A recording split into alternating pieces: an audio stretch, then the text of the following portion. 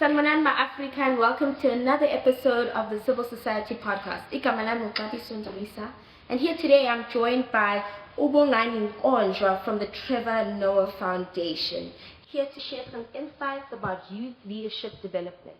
Welcome, Bongani. Happy to have you. Let's not waste any time, but let's jump into the work that is done by Trevor Noah Foundation. I mean, we all know he's a popular guy, but what does the foundation actually do?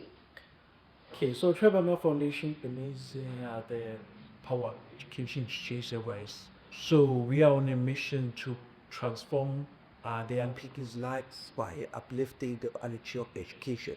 So how we do that is through Kulali Schools program, which is a Trevor Noah Foundation flagship intervention that seeks to provide primary school and secondary school youth with inclusive and equitable quality education.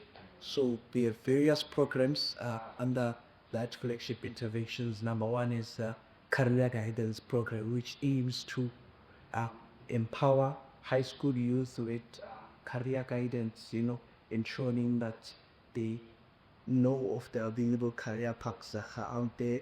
And also we have the partnership with Grades Match. We have a bridge app that also assists grade 11 learners to align them with the available careers that are out there, where when they progress to grade 12, they get that assistance with university application, and Trevor Noah Foundation funds that they don't have to pay the application fees. Also, there's applying for bursaries, and then also as an early intervention program we have the career expos, where we bring professionals in various fields to equip learners with available career paths and for career learners, and then so that by the time they progress to grade 10, they know of the available careers that are out there. And also as the follow-up intervention to that, we have the Take a Learner to Work initiative, where now the careers come to life, where the grade 9 learners get to spend half a day with these professionals who were their source for the career expo. I also have a video-based leadership program. Now that one is in partnership with Konampa. So it seeks to identify and nurture leadership qualities in our KSP learners.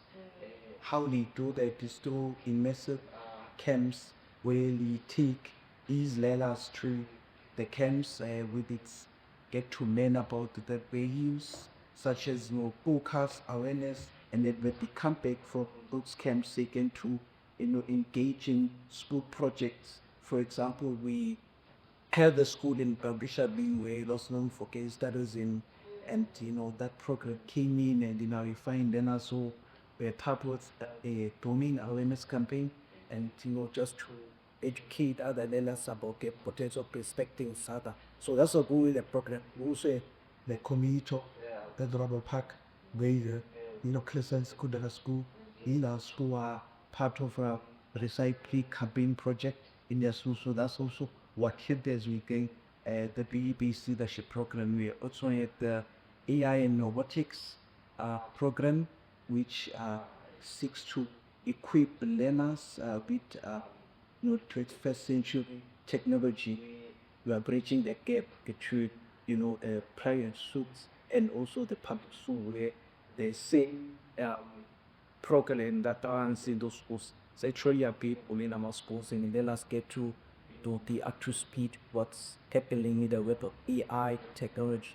So also cybersecurity support program charity events at Ibo Park community in our 6 schools. So that program leads to deal with mental health issues of educators, because as an educator it does collect and go to, and it becomes difficult for you to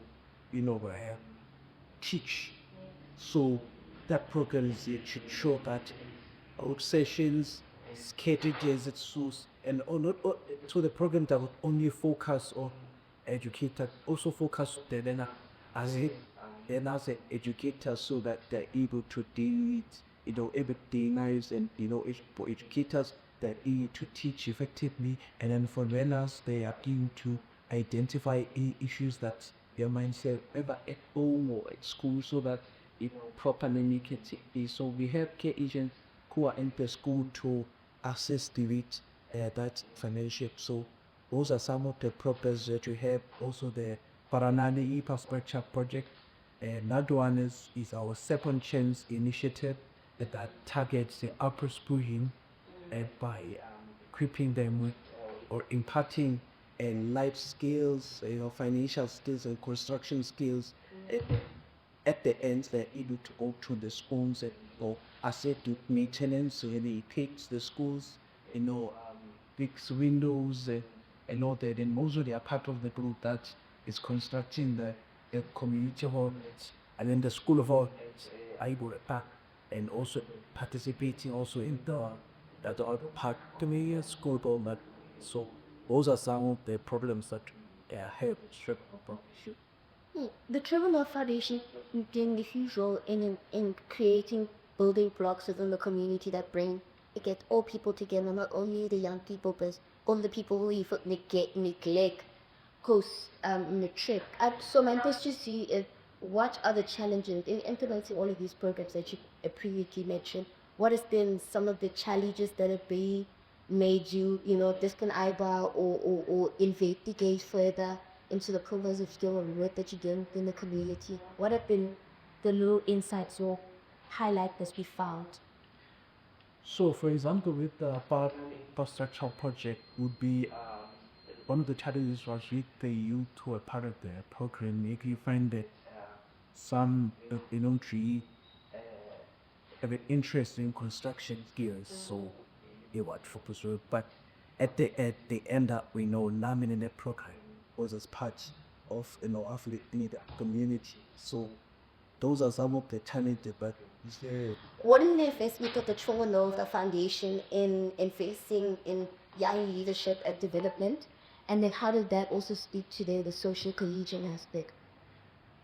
Okay, so with two of the programs, for example, the youth-based leadership, where the quick young leaders, with leadership quality, like go to Britain. So that part that because how you select learners in past spoken that program in our schools, they take learners that are doing it, learners that are doing well academically, and those that believe challenges and those that are aching, and the together that can when they all be all late product. So that falls in the place that equips them both leadership, teachings, and contact on the quick to also my for the also look up that they for part of the pay.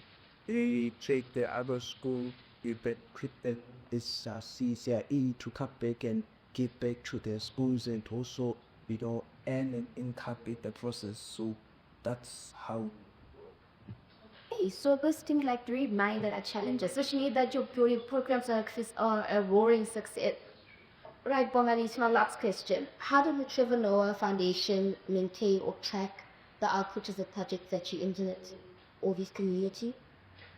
Okay, also what I need to also inform you about is that we currently work in 3 communities.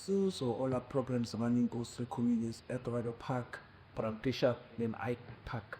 So currently, who's a working it backpage it does we offer less time collect. So what we do is that we work with the source, and then now we start the conversation about sustainability.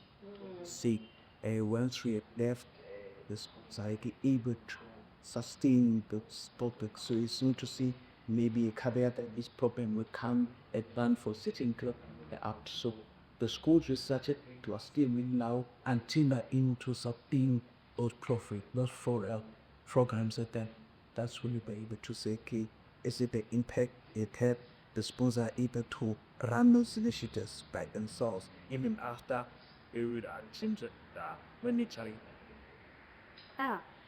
Thank you so much, Bongani, for sharing that with us about all the work that you do in the community. of Oswald Park, Fisher, and Avery Park. Thank you so much for tuning in here on the Civil Society Podcast. And that is all for today. Join us on our next episode and see you soon. Bye bye.